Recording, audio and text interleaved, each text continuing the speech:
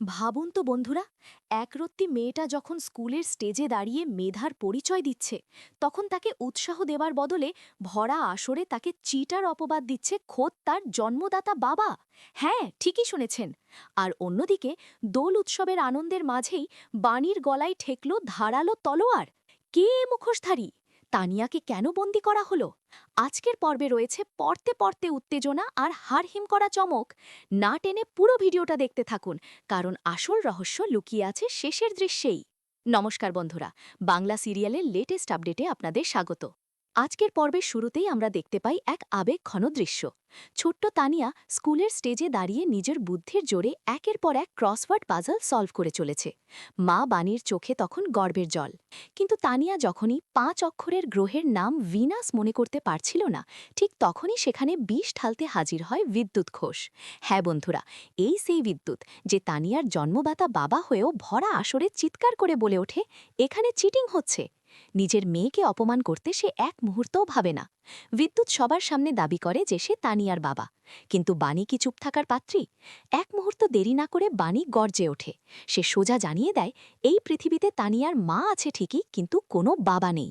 বাণীর এই প্রতিবাদী রূপ দেখে বিদ্যুতের মুখে যেন চুনকালি পড়ে যায়। এরপর দৃশ্য চলে যায় রাতের বেলায়। ন্যাড়াপোড়া বা হোলিকা দহন উৎসব চলছে।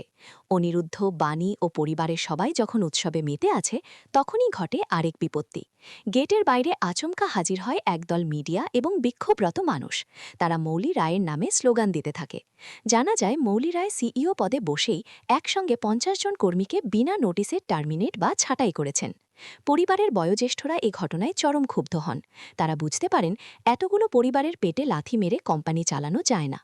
আর এই সুযোগটাকেই কাজে লাগায় বাণীর শত্রুরা। তারা প্রমাণ করতে চায় যে বাণী এবং অনিরুদ্ধ চক্রান্ত করে এই কর্মীদের উস্কে দিয়েছে। কিন্তু বাণী স্পষ্ট জানিয়ে দেয়, ন্যায়ের পথে লড়তে গেলে সে কাউকে ভয় পায় না। কিন্তু বন্ধুরা, আসল খেলা তো সবে শুরু। আগামী পর্বের যে ঝলক আমরা দেখলাম, তার রীতিমতো শিউরে ওঠার মতো। দোল উৎসবের দিন সবাই যখন রং খেলতে ব্যস্ত, তখন বিদ্যুতের মুখে শোনা যায় এক ভয়ঙ্কর কথা, আজ বাণীর রক্তে হবে আমার সোহাগ। আর ঠিক তারপরেই এক বিভৎস মুখোশধারী পেছন থেকে এসে বাণীর গলায় তলোয়ার ঠেকায়। বাণীর চোখে মুখে তখন মৃত্যুর ভয়। অন্যদিকে ছোট্ট তানিয়াকে দেখা যায় একটি লাল তাঁবুর ভেতরে বন্দী অবস্থায়। মেয়েটা ভয়ে কুকড়ে কাঁদছে। বন্ধুরা, কে এই মুখোশধারী? এটা কি বিদ্যুতেরই কোনো নোংরা চাল? বাণী কি পারবে নিজের জীবন বাজি রেখে ছোট্ট তানিয়াকে বাঁচাতে? নাকি এবার অনিরুদ্ধ এসে রুখে দাঁড়াবে এই অন্যায়ের বিরুদ্ধে? সব উত্তর মিলবে আগামী পর্বগুলোতে। মৌলি রায়ের কি উচিত কর্মীদের চাকরি ফিরিয়ে দেওয়া? আপনাদের মতামত অবশ্যই কমেন্ট করে জানান। বন্ধুরা, আজকের এপিসোড অ্যানালিসিস যদি আপনাদের ভালো লেগে থাকে, তবে ভিডিওটিতে একটি লাইক করতে ভুলবেন না। বাণীর এই লড়াইয়ে আপনি যদি তার পাশে থাকেন, তবে অবশ্যই ভিডিওটি শেয়ার করুন। আর হ্যাঁ, আগামী পর্বের আরও রুদ্ধশ্বাস আপডেট সবার আগে পেতে আমাদের চ্যানেলটি এখনই সাবস্ক্রাইব করে বেল আইকনটি বাজিয়ে দিন। ভালো থাকবেন, সুস্থ থাকবেন, দেখা হচ্ছে পরের ভিডিওতে।